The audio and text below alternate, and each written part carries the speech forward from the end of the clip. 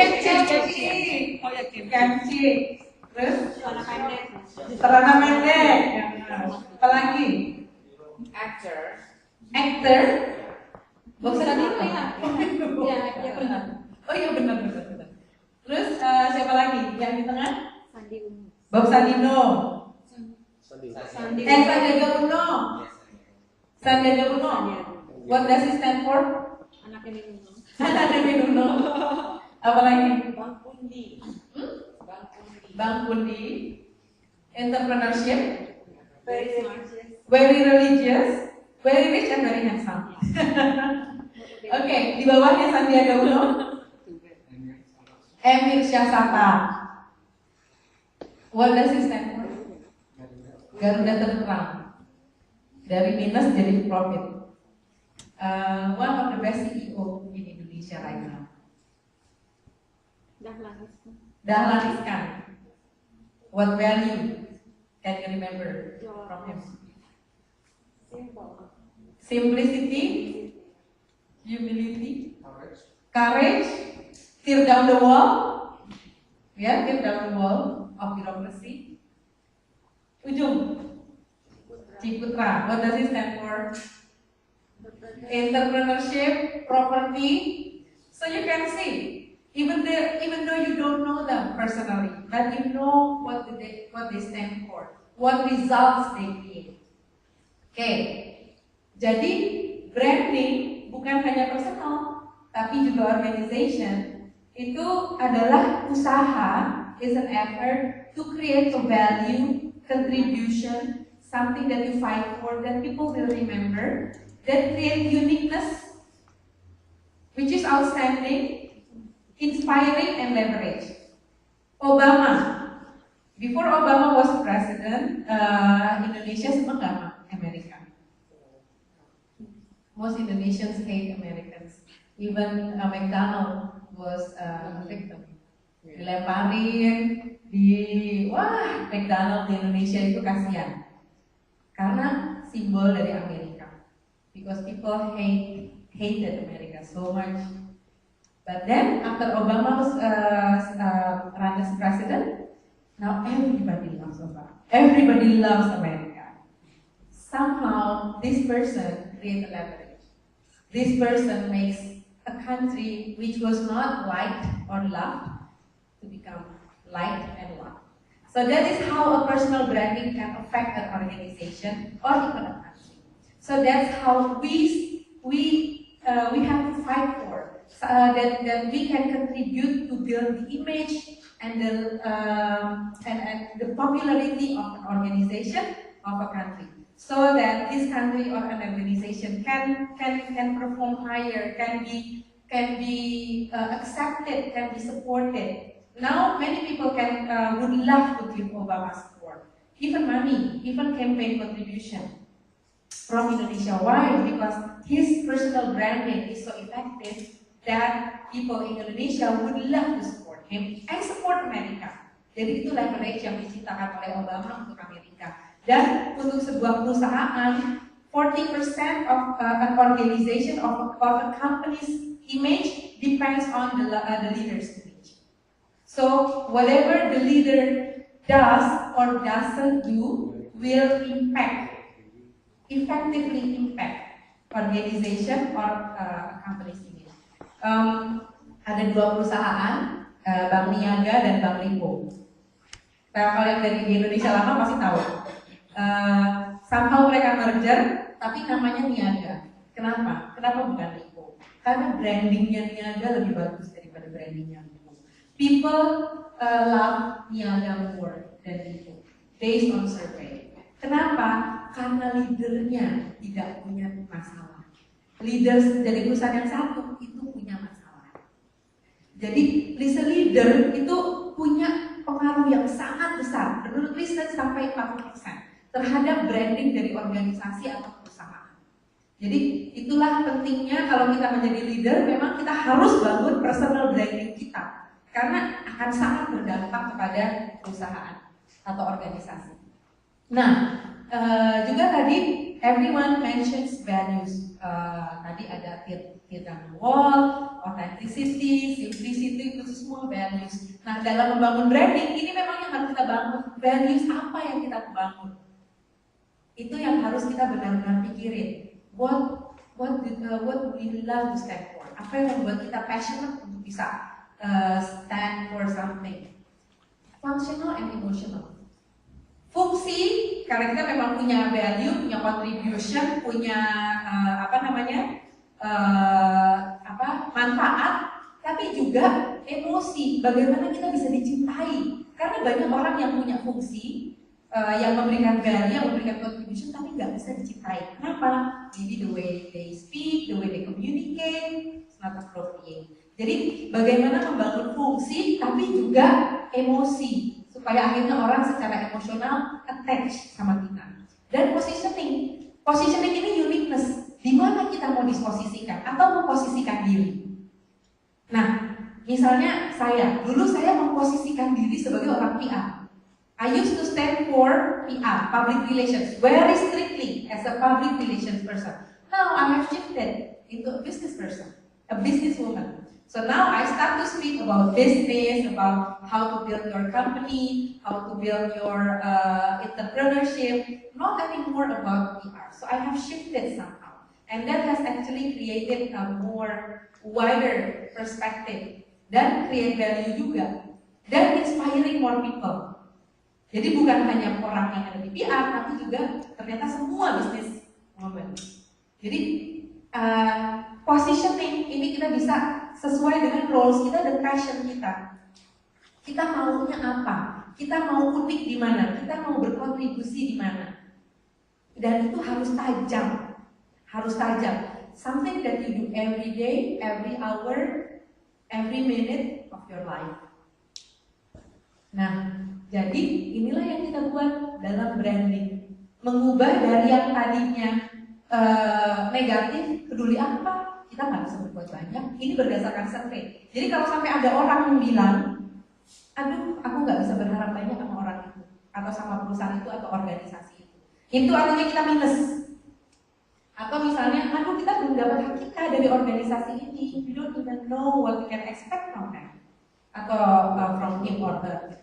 Nah, melalui sebuah restrukturisasi organisasi dan personal, bukan hanya organisasi, orang pun restructuring sampai menjadi kami bangga, kami ingin berkontribusi. Seperti Indonesia ke Amerika, dulu Indonesia kayak begini nih ke Amerika. What can I expect from America? I don't know. I don't think that America has any contribution to my life. Tapi somehow begitu Obama menjadi presiden tanpa ada restrukturisasi, sekarang kita bangga, kami bangga, we are proud and we want to contribute and we want to support. Dan disinilah pentingnya komunikasi. Bagaimana restrukturisasi perubahan itu dikomunikasikan dengan baik sehingga ada kedekatan emosional. Sehingga orang juga nanti bilang itu organisasi yang peduli, membuat kita sejahtera dan maju. Bukan cuma organisasi, orang, he makes us feel like we're a good citizen, atau kita jadi we're better off with his position dan lain-lain. Nah, jadi inilah pekerjaan branding pada dasarnya, mengubah yang jelek jadi yang positif, mengubah yang orang yang tidak suka menjadi orang yang suka. Turning from hatred into love, into attachment, into emotional attachment, recognition, and personal relationship. Yang tadinya detach atau ignorant jadi emotionally attached, dari pessimist jadi optimist. Itulah pekerjaan kita dalam membangun branding, mengubah itu semua, mentransform itu semua. Melalui apa? Pertama, restructuring. Personal restructuring, organization restructuring, and communication. Nah, jadi inilah sebenarnya tahapan kita branding. Nggak kelihatan yang atas. Pertama, positioning. Determine what values, what uniqueness, and what needs what values do you want to stand for, what uniqueness that you want to communicate, and what needs of the people that you want to fulfill. And then also how you can be outstanding. outstanding in front of everybody else. Introspeksi selalu setiap hari. Bagaimana kita bisa memenuhi kebutuhan orang lain, memberikan apa yang orang lain tidak punya, meeting the unmet needs of the people through your values and uniqueness, and then becoming outstanding. And improvement. Based on your introspection, improve yourself, improve your organization. And then communicate internally with your families, brother, sister, mother, father, so that they can support you, and then externally to the public. Always monitor, analyze, improve. Monitor, analyze, improve. And then the cycle goes round and round. And communication aims for personal emotional attachment, and then trust.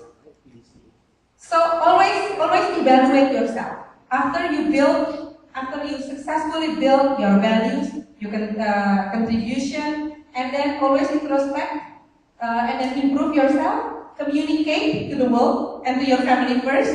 Internally in an organization, to the organization members, team members, employees, etc. And then external to the public, consumers, government, the NGOs, and any other stakeholders. And then monitor, analyze, improve. Build your trust, build people's trust, and then build emotional attachment. So this is actually how we can build our brand. Personal branding and organization branding sama. Dan ini adalah salah satu hal yang jadi kunci. Your voice matters. Always listen. Kita dilahirkan dengan satu mulut, dua telinga. Jadi jangan ngomong terus. Ngomong iya, communicate iya, tapi ini nomor satu. Karena dengan kita mendengar, kita tahu apa yang kita harus perbaiki dan di mana kita bisa berkontribusi. Baru habis itu kita ngomong. Jadi gini, banyak orang yang merasa bahwa communication is only speaking. No, communication starts from listening. The greatest communicators are the best listeners. The greatest leaders are the best listeners. Okay, so number one, positioning. Now, after you go back from this place, start to think how you can be unique, how you can be needed, how you can contribute, and how you can bring benefits. Think, and every night contemplate how every day can be contributed to build your uniqueness, how to make people need you more, how you can fulfill the unmet needs of the people, how you can contribute, and how you can be can bring benefits every day, every night. That's part of the introspection. And then, if you haven't read this, I would highly suggest it to read this book. How to become an effective person. Coffee wrote this book, and it's very good. And I have been implementing this since I was in college. First is personal victory. You cannot ever build any brand or communicate effectively if you are not winning yourself. You are not overcoming yourself. And then after that, public victory. Okay. Manusia efektif terdiri dari tujuh kebiasaan untuk menjadi manusia efektif. Proaktif, punya tujuan. Jadi kita mau bangun branding itu untuk apa? Why branding gitu? Tujuannya apa? Tujuan hidup kita. Kita tahu tujuan hidup kita ya masuk surga. Tapi untuk masuk surga itu melalui apa? Apakah dengan menjadi suami yang baik saja, atau istri yang baik saja, atau menjadi public person atau pimpinan organisasi. Jadi penting sekali. Habis itu count back. Prioritas. Kalau nggak punya prioritas nggak akan bisa bangun branding. Karena tak semuanya dikerjain. Branding itu tajam. Harus ada beberapa yang benar-benar emang jadi passion kita yang kita bangun. So priority is also very important. Think win-win. Every time you meet someone, think of how you can bring benefits for them and how you can benefit from that person. Dengar baru bicara. Listen first, then speak. Try to understand and then make yourself understood. Synergize. Every time you meet someone, try to synergize. 1 + 1 equals to unlimited. Asah. Don't forget to do your sport, keep on learning, supaya kita tajam terus, nggak akan luntur. Oke, ini penting. Ini part of overcoming ourselves. Be a victor, not a victim. Victors have ownership. They don't blame. Oh, Indonesia karena presidennya begitu, saya nggak bisa berhasil. Winners don't blame. Winners have ownership terhadap dirinya sendiri, terhadap keadaannya. Winners create situation. Winners are not falling into conditions that people are set on us. Jadi winners have to have ownership and don't blame. Be accountable and don't make excuses. Aduh ya terlambat, soalnya macet. Ya Jakarta macet, di mana-mana juga tahu. Aduh ini soalnya ibu saya begitu, sekarang kamu gimana? Harusnya udah tahu dong. Jadi never give excuses, never ever, no excuses, just be accountable, responsible, and no denial. Benar-benar ini dipakai, dan ini akan reflect dalam bahasa kita, the way we speak. So listen to your language. If we keep on saying tapi, that's denial. Terus abis itu kalau seharusnya negara kita ini, iya bagus, tapi harus yang sesuatu yang kita bisa punya kontribusi. Kalau sesuatu yang kita akhirnya, aduh gara-gara ini sih, hati-hati. Jadi kita dengar, keep on listening to yourself. Keep on listening to your language, the way you talk, the way you speak, the way you solve problems. If you always fall into someone else's trap or someone else's condition or someone else's unfairness, that's a problem. Okay? Nah, dan ini juga dunia baru yang penuh dengan key trends, digital TV, mobile. Everybody now stay online all the time, constantly online, create their own content, dan dipimpin oleh orang yang 30 tahun. See, the youngsters are the leaders now. Nah, ini adalah kalau kita udah tahu apa yang kita harus introspeksi, apa yang kita harus jaga di diri kita, bagaimana kita menjadi manusia efektif, lihat keluar bagaimana kita bisa membuat yang kita punya itu bermanfaat. Nggak bisa kalau kita nggak ngerti yang di luar. And people are screaming for attention. So how can you make yourself appear and how can make people stay close with you and pay attention to you?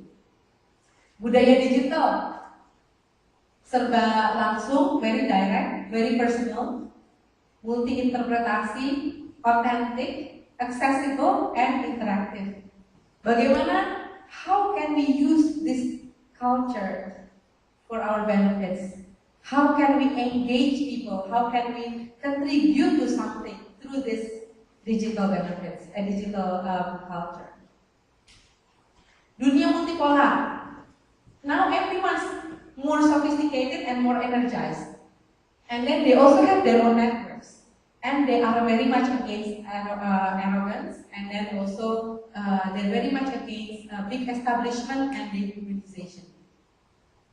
So how to actually build our brands in the midst of this situation? Pertama, entertain and engage. People love to be entertained, and people love to be engaged. So try to engage your audience, whether it's internal audience, your family.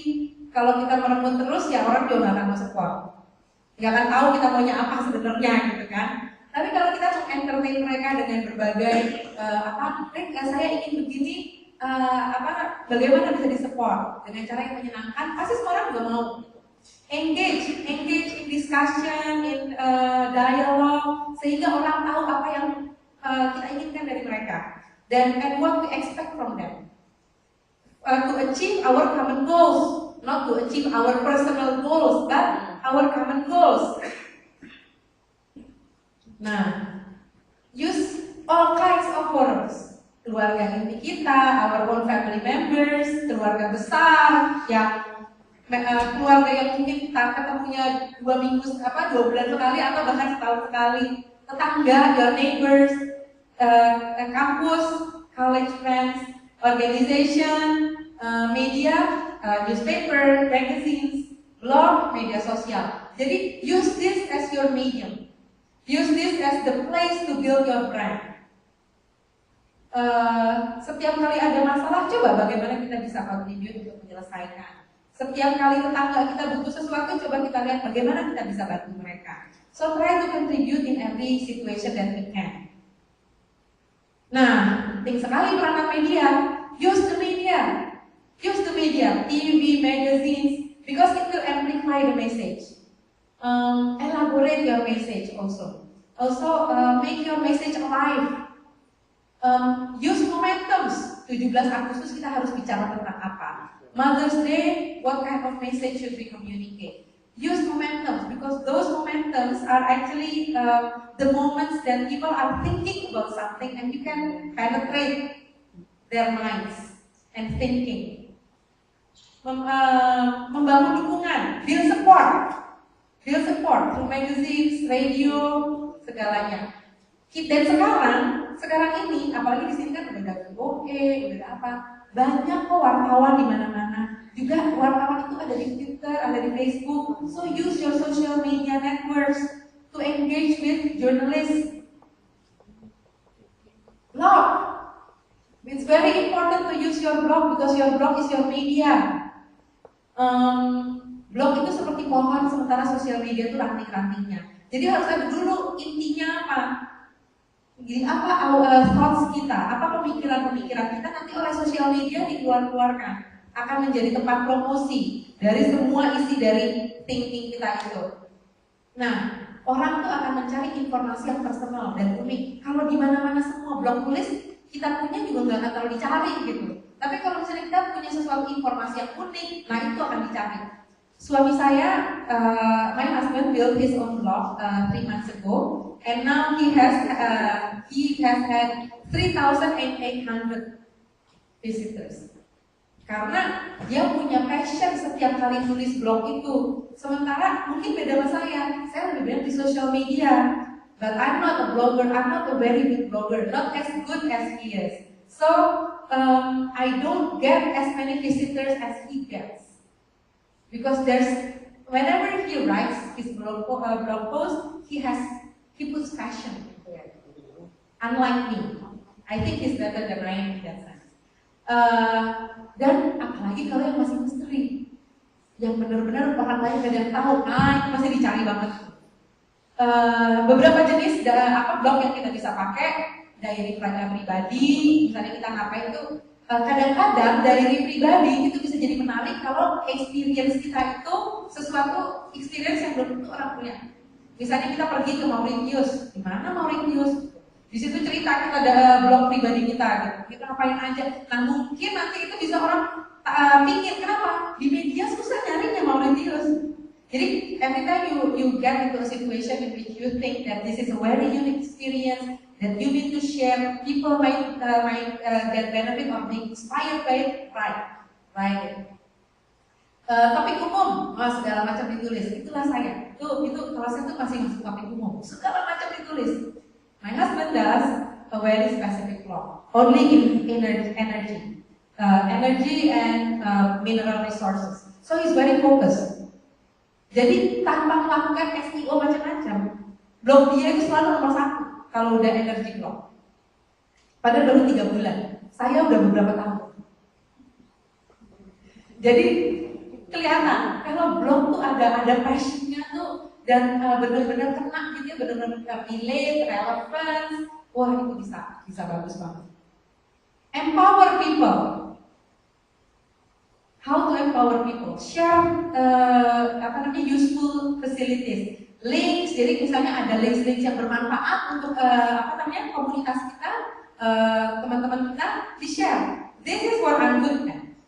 I always look for links because I love reading and I love looking for updates in communication industries, about innovation, about entrepreneurship. I love to look for things. And whenever I stumble upon a very good page or a very good blog post, I will always share the link. And that's what I'm good at. And that's how I built my followership to 6,800 in Twitter without doing not too many efforts. Freebies, kalau misalnya kita bisa kasih freebies yang menarik, yang people akan senang, itu juga menarik. Atau templates di mana orang jadinya akan membantu dalam bekerja.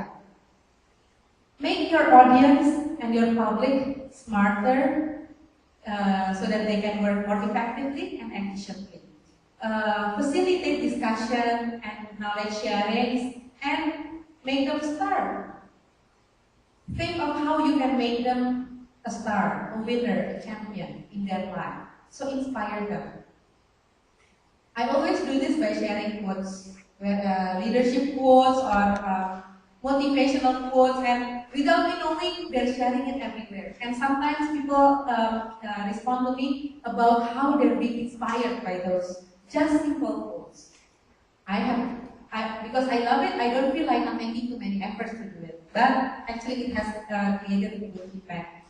Contribute. Always contribute. Contribute your thoughts, your ideas, your opinions. Don't be afraid. Don't be afraid to actually talk about something that might be against the mainstream thoughts. Involve and interact. Don't be shy. Don't keep thoughts to yourself.